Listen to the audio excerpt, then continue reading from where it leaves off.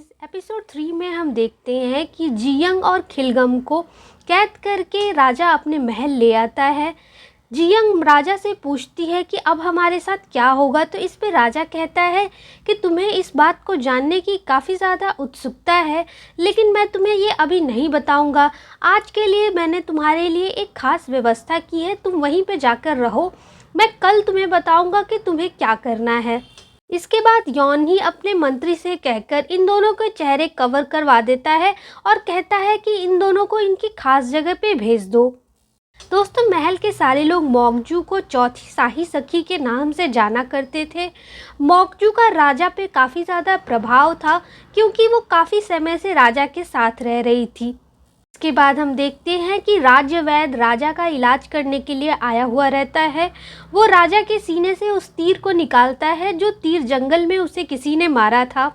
ऐसे ही वो राज्य वैद्य वो तीर निकाल कर नीचे रखता है। मौकजू उस तीर को अपने पास छिपा लेती है और फिर उसके बाद राज्य वैद्य से कहती है कि आपने आज जो भी देखा आप ये किसी को मत बताइएगा कि राजा घायल है। इसके बाद राज्य वैद्य राजा से कहता है कि आपका खून रोकने के लिए किसी ने एक लेप लगाया था, जिस लेप की वजह से आपकी जान बच गई। तो इसके बाद राजा याद करता है और उसे याद आता है कि जंगल में जब किसी ने उसके ऊपर तीर चलाया था तो उसकी जान जियंग ने ही बचाई थी। ये सोचकर वो हंसने लगता है। तो रानी उससे पूछती है कि आखिर आप क्यों हंस रहे हैं महाराज। तो राजा यॉन ही उसे बताता है कि डायन ने मेरी जान बचाई है। इस पर चौथी शाही सखी राजा से कहती है कि आप उस डायन को अपनी जान बचाने के लिए महल लेकर आए हैं, ना कि उसे सजा देने के लिए। क्या ये बात सच है? तो इस पे राजा यॉन ही कहता है कि आपने बिल्कुल सही सोचा, मैं उसे महल इसलिए लेकर आया हूँ क्योंकि उसने जान बचाई। लेकिन ये बात भी सच है कि उसमें एक अजीब सी पाक कला है जो यहाँ के किसी भी बावर्ची में नहीं है। उसने जो भी खाना बनाया वो मुझे काफ़ी ज़्यादा पसंद आया, इसीलिए मैं उसे अपनी महल में लेकर आया हूँ। इसके बाद चौथी शाही सखी राजा से पूछती है कि आपने उसके रहने की खास व्यवस्था क्यों की है, जबकि वो एक मामूली इंसान है। तो इसमें राजा कहता है कि आपको उस मामूली लड़की से जलने की कोई ज़रूरत नहीं है। दोस्तों, इसके बाद हम जियंग और खिलगम को देखते हैं। यहाँ पे खास व्यवस्था के नाम पर राजा यॉन ही ने जियंग और खिलगम को महल के अंदर ही एक कैद खाने में कैद करवा दिया था। खिलगम जियंग से कहती है कि मुझे लगता है कि हम जिंदा हैं, यही हमारे लिए बहुत बड़ी बात है, और इन लोगों ने हमें नहाने दिया और नए कपड़े दिए। कम से कम आज के लिए तो हमारे पास बहुत कुछ है। तो इस पे जियंग कहती है कि क्या तुम्हें लगता है कि हम इस जगह से कभी निकल पाएंगे? खिलगम उसे कहती है कि दीदी आप चिंता ना करें, हम इस जगह से ज़रूर बाहर आएंगे। दोस्तों, नेक्स्ट सीन में हम चौथी शाही सखी को देखते हैं, जिसे अपनी दासी से ये पता चलता है कि शाही महल के अंदर ही एक कैद खाने में खिलगम और जियंग को बंद किया गया रहता है। चौथी शाही सखी अपनी दासी से कहती है कि राजा की जरूर ही इस लड़की में कोई ना कोई दिलचस्पी है, तभी उन्होंने इस लड़की के लिए खास इंतजाम करवाया। नहीं तो मैंने राजा यॉन ही को बहुत ही समय से देखा है, वो कभी किसी भी आम लड़की के लिए इतना नहीं करते।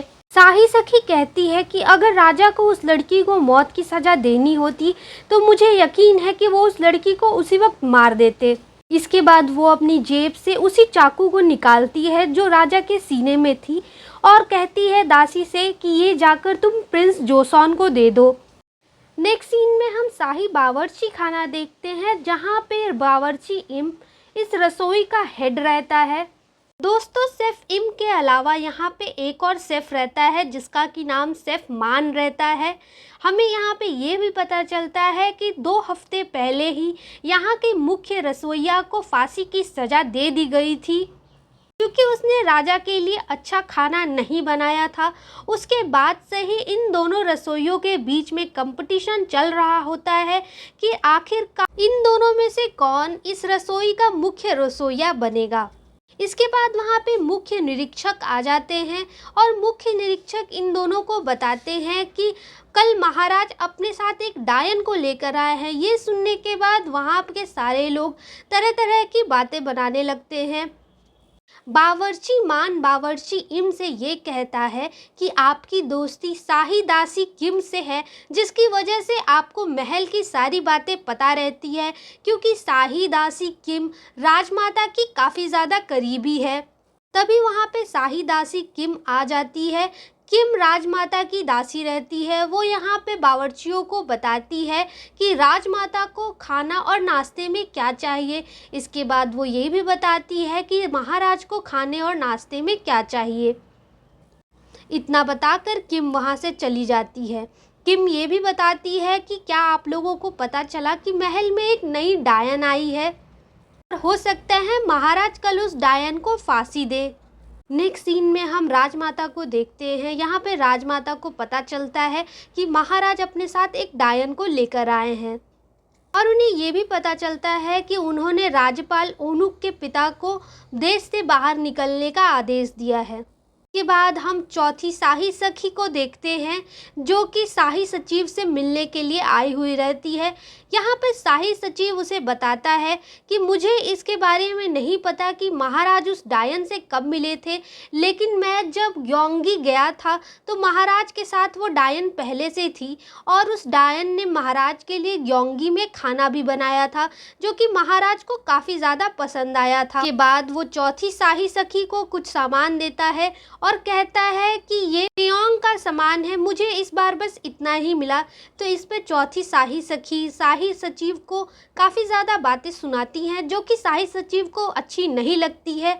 इसके बाद वो कहती है कि आपको पता रहना चाहिए सब कुछ, क्योंकि आप महाराज के शाही सचिव हैं, तो आपको ये कैसे नहीं पता कि वो डायन महाराज के साथ कैसे आई और कहाँ से आई है। वो आसमान से तो उड़कर नहीं आ सकती। शाही सखी सचिव से ये भी कहती है कि मैं आपको आदेश देती हूँ कि होंगयांग के परिवार के सभी सदस्यों को मार दिया जाए। इसके बाद सचिव बाहर आता है और अपने पिता से कहता है कि ये लड़की मुझ पर ऐसे हुक्म चलाती है जैसे राजा ये ही हो। ये हम पर हुक्म बस इसलिए चलाती है क्योंकि ये राजा की काफ़ी ज़्यादा प्रिय है। क्यों ना हम इसकी जगह बदल दें और इसकी जगह हम उस लड़की को ला दें। किम सांगजे का पिता सांगहोन कहता है कि क्या तुम्हें समझ में आ रहा है कि तुम क्या कह रहे हो? महाराज शाही सखी से काफ़ी ज़्यादा प्यार करते हैं, तुम्हें कैसे लगता है कि उसकी जगह कोई और ले सकती है? तो इस पर सांगजे कहता है कि महाराज शाही सखी से प्यार नहीं करते हैं, वो बस शाही सखी के इशारों पे चलते हैं। तुम देखना मैं किस तरीके से महाराज के दिल में इस नई लड़की के लिए प्यार को जगाऊंगा। दोस्तों इसके बाद सीन शिफ्ट होता है और हम खिलगम और जियंग को देखते हैं, जो कि अपने कैद खाने में सो रहे होते हैं।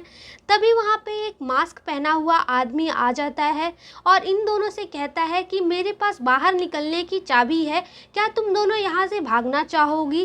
तो इस पर ये दोनों कहती हैं कि आप मेरा मदद क्यों कर रहे हैं? वो कहता है कि मुझे ऐसे लोगों की मदद करना काफ़ी पसंद है। इसके बाद हम देखते हैं कि ये दोनों महल से भागने वाली रहती हैं। ये आदमी उन्हें कहता है कि तुम्हें मेरे पीछे चलना चाहिए, मैं तुम लोगों को एक सुरक्षित जगह पे ले जाऊंगा। इसके बाद हम देखते हैं कि ये आदमी इन लोगों को एक ऐसी जगह पे ले जाता है जहां पहले से कोई रिचुअल हो रहा होता है। जियंग और खिलगम को समझ में नहीं आता है कि आखिर ये सब क्या हो रहा है। वो यहाँ पे खड़ा होकर कुछ देर इन चीज़ों को देखने लगती हैं। उसके बाद जैसे ही ये दोनों यहाँ से भागने की तैयारी में रहती हैं, तभी उनके सामने एक आदमी आकर खड़ा हो जाता है और वो कहती हैं कि तुम ही तो वो हो जिन्होंने हमारी बाहर निकलने में मदद की, क्या तुम हमें बाहर का रास्ता नहीं बताओगे? तो इस पर वो आदमी कहता है कि मैं तुम्हें बाहर निकलने का रास्ता तो नहीं बता सकता, लेकिन मैं तुम्हें खुद बाहर लेकर जा सकता हूँ। इस पर जियंग कहती है कि मैंने ये आवाज़ कहीं सुनी है। जैसे ही वो आदमी मास्क हटाता है तो वो कोई और नहीं बल्कि राजा यॉनही ही रहता है। राजा यॉनही को देखकर ये दोनों काफ़ी ज़्यादा डर जाते हैं और कहते हैं कि हमने भागने की कोशिश खुद नहीं की है, कोई आदमी आया था जिसने हमारे लिए गेट खोला। तो इस पर राजा यॉनही कहते हैं कि तुम्हारे पास तो हर चीज़ का बहाना पहले से तैयार है। राजा यॉनही कहते हैं कि शायद इसी आदमी ने तुम्हारे लिए दरवाज़ा खोला होगा। ये कहते हैं कि ये खानगिल है, खानगिल मेरा बहुत ही प्यारा दोस्त है। इसके बाद राजा यॉनही खानगिल को एक उपहार देता है और वो उपहार लेकर खानगिल वहाँ से चला जाता है। बाद में हमें ये पता चलता है कि राजा ने जो उपहार दिया था वो असल में एक चिट्ठी थी, और उस चिट्ठी में ये लिखा रहता है कि मैं जब ग्योंगपोंग गया था तो मुझ पर किसी ने तीर से हमला किया था, तो तुम्हें ये पता लगाना है कि आखिर मुझ पर हमला किसने करवाया। दोस्तों, इसके बाद हम जियंग और खानगिल को देखते हैं जो कि राजा के सामने खड़ी रहती हैं। यहाँ पे राजा कहता है कि तुम दोनों ने आज जो किया उसकी सज़ा मैं तुम्हें ज़रूर दूंगा। राजा उन दोनों से कहते हैं कि मैंने तुम दोनों के लिए लोहे की सलियों को गर्म करवाया है, अब तुम दोनों डिसाइड कर लो कि तुम दोनों में से कौन पहले वहाँ पे जाना चाहता है। तो इस पर जियंग कहती है कि महाराज, हमने भागने की कोशिश नहीं की, मैं आपको ये बात कितनी बार बताऊं, मैंने तो बस वही किया जो उस आदमी ने हमें कहा।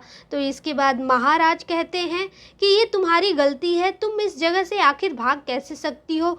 इसके बाद यॉनी अपने मंत्री को बुलाता है और कहता है कि इस लड़की की दोस्त खिलगम को एक कुर्सी से बांध दिया जाए और उसे गर्म सलिए से दाग दिया जाए। ये सब सुनकर जियंग काफ़ी ज़्यादा घबरा जाती है और वो महाराज के सामने घुटने टेक कर बैठ जाती है।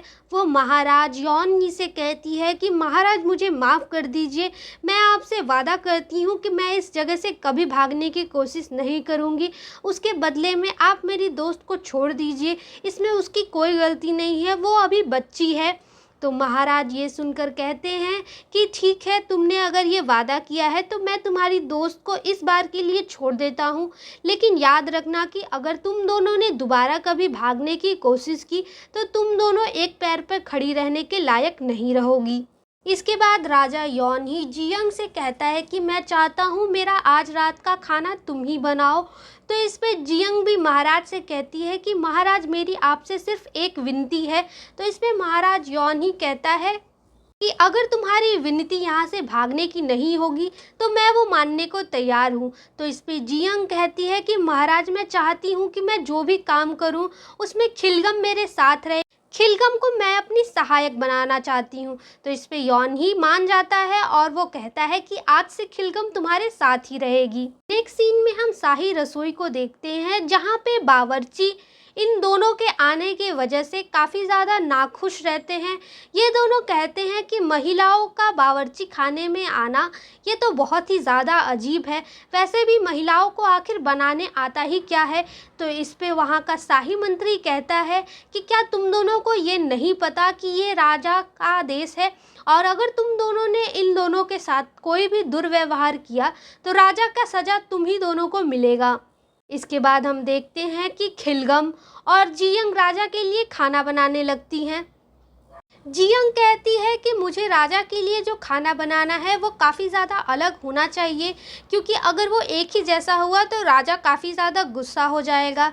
इसके बाद जियंग कहती है कि मुझे कहीं से कच्चे मांस की खुशबू आ रही है। तो इसके बाद खिलगम उस कच्चे मांस को लेकर आती है और जियंग कहती है कि मैं आज हिरण का मांस पकाऊंगी, मुझे पता है कि हिरण का मांस राजा को काफ़ी ज़्यादा अच्छा लगेगा खाने में। इसके बाद खिलगम ने हिरण के मांस को हिरण का मांस पकाने रखा था, लेकिन क्योंकि खिलगम की शाही निरीक्षक काफी ज़्यादा कहता है कि अगर तुम ये लोग हिरण के मांस की जरूरत हो तो तुम दोनों मुझे याद कर सकती हो, मैं तुम दोनों की मदद करूंगा, लेकिन महाराज का खाना अच्छा होना चाहिए के अंदर छोड़ देते हैं। पता है कि कभी सांप को रसोई के अंदर छोड़ देते हैं, लेकिन तब भी जियंग और खिलगम महाराज के लिए खाना बना ही लेती है। खाना तैयार हो जाने के बाद जियंग और खिलगम खाने को परोस देते हैं, लेकिन वो खाने को शाही बर्तन में ना परोसकर साधारण बर्तन में परोस देते हैं। तभी वहाँ पे महाराज की शाही दासी आ जाती है और वो खिलगम और उसकी दोस्त जियंग को कहती है कि तुम दोनों ने आखिर ये क्या किया, महाराज को तुम ऐसी थाली में खाना कैसे दे सकती हो। नेक्स्ट सीन में हम शेफ इम को देखते हैं जो कि किम से बातें कर रहा होता है। वो किम को बताता है कि किस तरीके से महाराज ने उस डायन को आज रात का खाना बनाने का आदेश दिया है। ये पता चलने के बाद राजमाता को बता देती है। राजमाता ये बात सुनकर काफ़ी ज़्यादा चिंतित हो जाती हैं कि आखिर एक डायन रसोई में खाना कैसे बना सकती है। नेक्स्ट सीन में हम शाही सखी को देखते हैं जिसके पास मॉकगिल आया रहता है। मॉकगिल शाही रसोई का दूसरा शेफ़ रहता है। यहाँ पे शेफ़ मान शाही सखी से कहता है कि आपको क्या लगता है कि 2 औरतें राजा के लिए खाना बना पाएंगी? तो इस पर शाही सखी कहती हैं कि मुझे तो नहीं लगता कि 2 लड़कियां राजा के लिए खाना बना पाएंगी।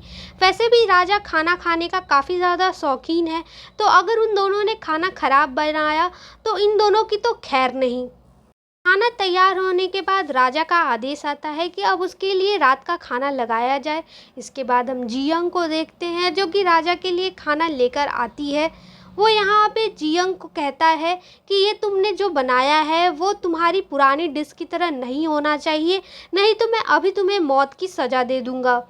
इसके बाद हम जियंग की नई डिशेस को देखते हैं। जियंग यहाँ पे सबसे पहले महाराज को कहती है कि महाराज, मैंने आपके लिए एक फ्रेंच डिश बनाई है जिसमें मैंने अंडे का यूज़ किया है। अगर आप इस अंडे को मिक्स करके खाएंगे तो इस टेस्ट और अच्छा लगेगा। इसके बाद जियंग महाराज को अपने हाथों से अंडे के ऊपर इस मिक्सचर को रखकर फिर महाराज को खाने के लिए देती है। महाराज कहते हैं कि मुझसे पहले खाना मेरी दासी चखेगी। इसके बाद महाराज के बगल में बैठी हुई एक औरत महाराज का खाना चखती है। इसके बाद महाराज उस खाने को चखते हैं। महाराज को वो खाना काफ़ी ज़्यादा अच्छा लगता है। यहाँ पे महाराज यौन ही कहते हैं कि आखिर तुमने इस खाने में क्या मिलाया है जो ये इतना अच्छा लग रहा है। इसके बाद शेफ़ जियंग अपनी नई डिश के बारे में बताती है। उसने बताया कि ये एक नॉर्मल डिश नहीं है, बल्कि ये हिरण के जीभ से बनी है, जिस हिरण का शिकार आपने कल किया था। इसके बाद वो कहती है कि मैं इस हिरण को यहीं पर पकाऊंगी, उसके बाद मैं आपको खाने के लिए दूंगी। जब जियंग उस मीट को पकाती है और उसके बाद वो दासी को चखने के लिए देती है, तो महाराज कहते हैं कि इस बार दासी नहीं, इस बार मीट को तुम चखोगी। महाराज यौनी जियंग से कहते हैं कि क्या तुम मुझे भी एक पीस खिला सकती हो। इसके बाद जियंग महाराज यौनी को एक टुकड़ा खिलाती है और उस टुकड़े को खाकर महाराज को अपनी माँ की याद आ जाती है, जो कि बचपन में उन्हें ऐसे ही खाना खिलाया करती थी। यौनी जियंग से कहता है कि इससे पहले मैंने काफ़ी बार हिरण का मांस खाया है, लेकिन मुझे कभी भी हिरण के मांस का स्वाद इस तरीके का नहीं लगा। आज तुमने जो मुझे हिरण का मांस खिलाया है उसमें बात ही कुछ और है। ये तो पूरी तरीके से घुल जा रहा है, लग भी नहीं रहा है कि ये हिरण का मांस है। क्योंकि महाराज को खाना खाने में आज ज़्यादा समय लग रहा था, तो शाही सखी अपनी दासी से पूछती हैं कि आखिर ऐसी क्या बात है जो महाराज अपने खाने में आज इतना ज़्यादा टाइम लगा रहे हैं। इसके बाद हम देखते हैं शाही सखी को, जो कि महाराज के कक्ष की ओर जाने लगती है। वो यहाँ खड़े दासों से कहती है कि क्या आप लोग मुझे अंदर जाने देंगे। तो इस पे वो दास कहता है कि महाराज अभी। शाही सखी काफ़ी ज़्यादा गुस्सा हो जाती है और वहाँ से गुस्से में चली जाती है। शाही सखी के जाने के बाद महाराज जियंग से कहते हैं कि मुझे तुम्हारा खाना काफ़ी ज़्यादा अच्छा लगा, मैं चाहता हूँ कि हर रोज़ मेरे लिए स्वादिष्ट पकवान तुम ही बनाओ। नेक्स्ट सीन में हम यहाँ पे सांगजेई को देखते हैं, जो कि जियंग से कहता है कि क्या तुम चाहती हो कि मैं तुम्हारी यहाँ से बाहर निकलने में मदद करूँ। तो इस पे जियंग सांगजेई से पूछती है कि आखिर तुम मेरी मदद क्यों करना चाहते हो। तो इस पे सांगजेई कहता है कि मैं चाहता हूँ कि तुम महाराज को जानती नहीं हो, ये जगह तुम अकेले नहीं संभाल पाओगी। इस जगह रहने के लिए तुम्हें कोई ना कोई साथी ज़रूर चाहिए। मैं तुम्हारा साथ देने के लिए तैयार हूँ। तो इस पे जियंग कहती है लेकिन बदले में तुम्हें मेरा एक काम करना पड़ेगा। इसके बाद वो आदमी पूछता है कि तुम्हें क्या चाहिए। तो वो कहता है कि मेरे पास एक थैला था, उस थैले में मैंने एक किताब रखी थी, क्या तुम मेरे लिए वो थैला ढूंढ कर ला सकते हो। जियंग को पता था कि अगर थैले की वो बुक उसे वापस मिल जाती है तो वो फ्यूचर में वापस जा पाएगी और उसे इन सब चीज़ों से छुटकारा मिल जाएगा। कहानी आगे बढ़ती है और हम शाही सखी को देखते हैं। शाही सखी के पास एक बक्सा रहता है और वो उस बक्से में कुछ रख रही होती है। एज ए व्यूअर हमें पता नहीं चल पाता है कि आखिर उस बक्से में क्या चीज़ है। हो सकता है ये चीज़ हमें बाद में पता चले। नेक्स्ट सीन में हम देखते हैं कि यहाँ पे जियंग के बनाए हुए खाने को वो दोनों शेफ बारी बारी चखते हैं और चखने के बाद ये दोनों समझ ही नहीं पाते हैं कि आखिर ये लड़की आई कहाँ से है, क्योंकि वो कहते हैं कि उन्होंने ऐसा खाना तो पूरे जोसॉन में कभी नहीं खाया है। इस लड़की ने आखिर इतना अच्छा खाना बनाया कैसे। ये दोनों बावर्ची एक योजना बनाते हैं और कहते हैं कि हमें इस लड़की को जल्द से जल्द शाही बावर्ची खाने से बाहर निकालना ही होगा, नहीं तो ये हमारी जगह हथिया लेगी और हमें इस शाही बावर्ची खाने से बाहर जाना पड़ेगा। इसके बाद ये दोनों कहते हैं कि हम इन्हें बाहर खुद से तो नहीं निकाल सकते हैं, क्योंकि ये राजा के आदेश पर अंदर आई है। इसीलिए हमें इन दोनों को इतना मजबूर करना होगा कि ये दोनों खुद ही शाही बावर्ची खाने को छोड़कर अपने गांव चले जाएं। इसके बाद हम देखते हैं कि ये दोनों बावर्ची जियंग और खिलगम को परेशान करने के लिए काफ़ी सारे चीज़ें करते हैं। कभी तो वो किचन में कॉकरोच छोड़ देते हैं, कभी तो वो खिलगम और जियंग को परेशान करने के लिए सांप वहाँ पे रख देते हैं। और इतना करके ये दोनों काफ़ी ज़्यादा थक जाती हैं और सोचती हैं कि आखिर ये दोनों बावर्ची हमें कब तक परेशान करेंगे, क्या हम राजा से इसकी शिकायत कर दें। तो इस पे खिलगम कहती है कि अगर हमने राजा से शिकायत की तो हो सकता है कि इन दोनों बावर्चियों को मौत की सज़ा मिले, और मैं नहीं चाहती कि सिर्फ इतनी सी बात के लिए किसी को राजा के द्वारा मौत की सज़ा दी जाए। इसीलिए हम दोनों को इन दोनों से निपटने के लिए कुछ दूसरा उपाय ढूंढना पड़ेगा। अगली सुबह हम राजा यॉनही को देखते हैं। यॉनही अपने दरबार जाने के लिए तैयार हो रहा होता है, तभी वहाँ पर उसका मंत्री आ जाता है और मंत्री यॉनही से कहता है कि महाराज, ये उन मंत्रियों के नाम है जो अपना इस्तीफ़ा देना चाहते हैं। तो राजा यॉनही पूछता है कि आखिर ऐसा क्या हो गया कि इतने सारे मंत्री इस्तीफ़ा दे रहे हैं। तो इस पर वो बताता है कि महाराजा अपने राज्यपाल के पिता को जो सज़ा दी है उसी के विरोध में ये सारे इस्तीफ़े हैं। उन लोगों का कहना है कि अगर देशद्रोह की वजह से राज्यपाल को देश से निकाल दिया गया है तो आखिर ये चुड़ैल इस महल में खाना क्यों पका रही है, उसने भी तो महाराज पे हमला किया है, तो इस हिसाब से वो लड़की भी तो देशद्रोही हुई। इसके बाद यॉनही कहता है कि उस लड़की को पकड़कर मेरे सामने लाया जाए। इसके बाद कहानी शिफ्ट होती है और हम शाही सखी को देखते हैं। शाही सखी कहती है कि मुझे आज के आज ही राजमाता से मिलना होगा। नेक्स्ट सीन में हम यॉनही को देखते हैं। यहाँ पे जियंग को पकड़कर लाया जाता है। और दोस्तों, अगर आप लोगों ने एपिसोड 1 देखा होगा तो आपको याद होगा कि यही सीन हमें इस सीरीज़ के स्टार्टिंग में भी दिखाया गया है। यहाँ पे जियंग यॉनही कहता है कि तुम एक चुड़ैल हो और तुमने मुझ पे हमला किया, लेकिन तुम्हें एक और काबिलियत है कि तुम खाना काफ़ी अच्छा बनाती हो। और इसके बाद यॉनही अपनी तलवार निकाल लेता है और वो तलवार जियंग के गर्दन पे रख देता है। इसके बाद वो कहता है कि इसीलिए मैं तुम्हें ये सज़ा देता हूँ कि आज से तुम इस महल की शाही बावर्ची बन जाओगी। ये फैसला सुनकर वहाँ खड़े सारे मंत्री काफ़ी ज़्यादा गुस्सा हो जाते हैं, क्योंकि वो चाहते थे कि जियंग को भी फांसी की सज़ा हो, जिस तरीके से राज्यपाल को देश से बाहर निकलने के लिए कहा गया। इसके बाद हम शाही सखी को देखते हैं जो कि राजमाता से मिलने के लिए आई हुई रहती हैं। वो राजमाता से कहती हैं कि राजमाता, क्या आपको पता है कि इस महल में एक चुड़ैल भी है। तो इसके बाद राजमाता कहती हैं कि मैंने ये बातें सुनी तो हैं, मुझे नहीं लगा था कि यॉनही ऐसा कुछ करेगा और वो महल में एक चुड़ैल को लेकर आ जाएगा। इसके बाद राजमाता कहती हैं कि हमें इस चुड़ैल को परखने की ज़रूरत है। कहानी शिफ्ट होती है और हम जियंग को और खिलगम को देखते हैं। यहाँ पे जियंग को शाही बावर्ची बनने के बाद एक नया कमरा दिया जाता है।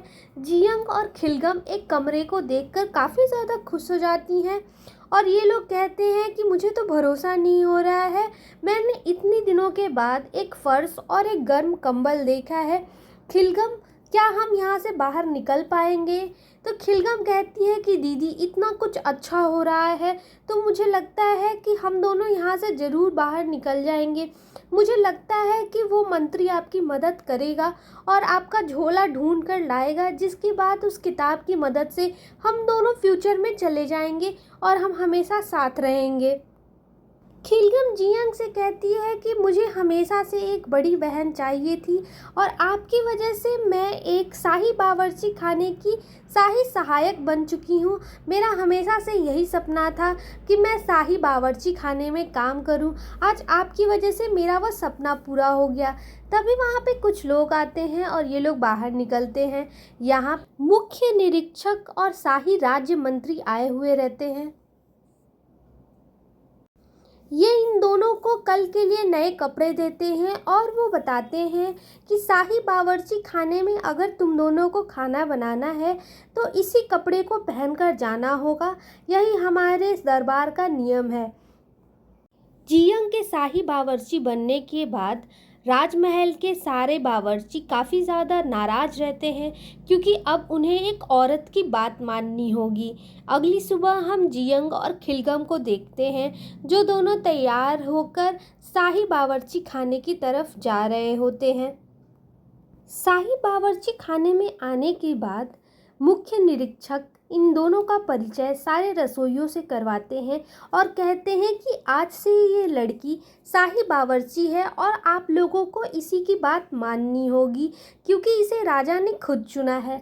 इसके बाद जियंग वहाँ पे बैठ जाती है और शाही बावर्ची होने की वजह से वो बावर्ची इम और बावर्ची मिन को कहती है कि आप दोनों की जिम्मेदारी है, आज का खाना आप दोनों ही पकाएंगे।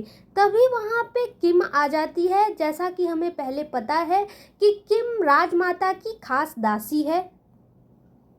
किम जियंग से पूछती है कि क्या तुम ही वो शाही बावर्ची हो जिसे राजा ने नियुक्त किया है। तो जियंग कहती है कि मैं ही वो शाही बावर्ची हूँ जिसे राजा ने कल यहाँ पे शाही बावर्ची खाने में नियुक्त किया है। मैं ही आज से शाही बावर्ची खाने को संभालूंगी। तो किम कहती है कि राजमाता ने तुम्हें बुलाया है। इसके बाद हम जियंग को देखते हैं जो कि राजमाता से मिलने जाती है। राजमाता जियंग से कहती है कि क्या तुम ही वो चुड़ैल हो जो शाही बावर्ची खाने में शाही बावर्ची के रूप में नियुक्त हुई है। तो इस पे जियंग कहती है कि मैं चुड़ैल तो नहीं हूँ लेकिन मैं काफ़ी दूर देश से आई हूँ और आप अगर मुझसे पूछेंगी कि मैं किस देश से आई हूँ तो मैं आपको नहीं बता पाऊँगी। इसके बाद राजमाता कहती हैं कि तुम कहीं से भी आई हो, लेकिन ये बात भी सच है कि अगर एक बार राजा ने किसी को नियुक्त कर दिया तो उसका फैसला तो कोई भी नहीं बदल सकता। इसीलिए मैंने एक प्रतियोगिता रखी है, इसमें तुम्हें अपनी हाथ की बाजी लगानी होगी। तो जियंग पूछती है कि मैं हाथ की बाजी कैसे लगा सकती हूँ। तो राजमाता बताती है कि तुम्हें यहाँ के बाकी दो शेफ से कम्पीट करना होगा और अगर उस कंपटीशन में तुम जीत जाती हो तो तुम यहाँ की शाही बावर्ची बनी रहोगी, लेकिन अगर तुम ये कंपटीशन शेफ मान और शेफ इम से हार जाती हो तो मैं तुम्हारा एक हाथ काट दूंगी। तो इस पे जियंग कहती है कि लेकिन ये तो गलत है, लेकिन तुम्हें ये बात पता होनी चाहिए कि अगर मैंने एक बार प्रतियोगिता के बारे में सोच लिया तो महाराज भी मेरी बात को नहीं टाल सकते।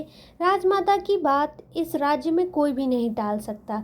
तो इसके बाद जियंग को लगता है कि ये सारी चाल मौकजू की है और वो कहती है राजमाता से कि राजमाता मैं इस प्रतियोगिता का सामना करने को तैयार हूँ। दूसरी तरफ हम देखते हैं महाराज यौनही को जिसके पास एक चिट्ठी आई हुई रहती है और महाराज यौनही इस चिट्ठी को पढ़कर कहते हैं कि अब मुझे आखिरकार पता चल ही जाएगा कि मेरी माँ का कातिल कौन है। तभी वहाँ पे कोई आता है और वो यौनही को बताता है कि बाहर राजमाता ने एक प्रतियोगिता आयोजित करवाई है और उस प्रतियोगिता में शाही बावर्ची हिस्सा ले रहे हैं। इस प्रतियोगिता में शाही बावर्ची जियंग और शेफ मान और शेफ इम होंगे। इस प्रतियोगिता में अगर शाही बावर्ची जियंग हार जाती हैं तो उनका एक हाथ काटना होगा। जैसे ही ये प्रतियोगिता स्टार्ट होने वाली रहती है तभी वहाँ पे महाराज यौनही आ जाते हैं। ही आने के बाद प्रतियोगिता के नियम राजमाता से पूछते हैं और वो राजमाता से कहते हैं कि राजमाता, क्या आपको नहीं लगता कि इस तरीके से आपने जो नियम बनाए हैं वो गलत है? अगर कोई भी इस प्रतियोगिता को हार जाता है तो उसके एक हाथ को काटा जाएगा। और इसके बाद ही कहता है कि मैं इस प्रतियोगिता के नियमों को बदल रहा हूँ। अगर इस प्रतियोगिता में कोई भी हार जाता है तो उसके हाथ काटे जाएंगे और जो एक है उसे यहाँ का शाही बावर्ची बना दिया जाएगा। और इसी के बाद आज की प्रतियोगिता शुरू हो जाती है। इसके बाद शाही राज्य मंत्री उस औजार को लेकर आते हैं जिस औजार का उपयोग आज इस प्रतियोगिता में हारे हुए प्रतियोगियों के हाथ को काटने में किया जाएगा। ये लोग इस औजार को देखकर काफ़ी ज़्यादा डर जाते हैं। इसके बाद हम देखते हैं कि यह एपिसोड यहीं पे ख़त्म हो जाता है। दूसरे एपिसोड की कहानी देखने के लिए आप हमारे चैनल को सब्सक्राइब करें। Thank you for watching. Stay updated.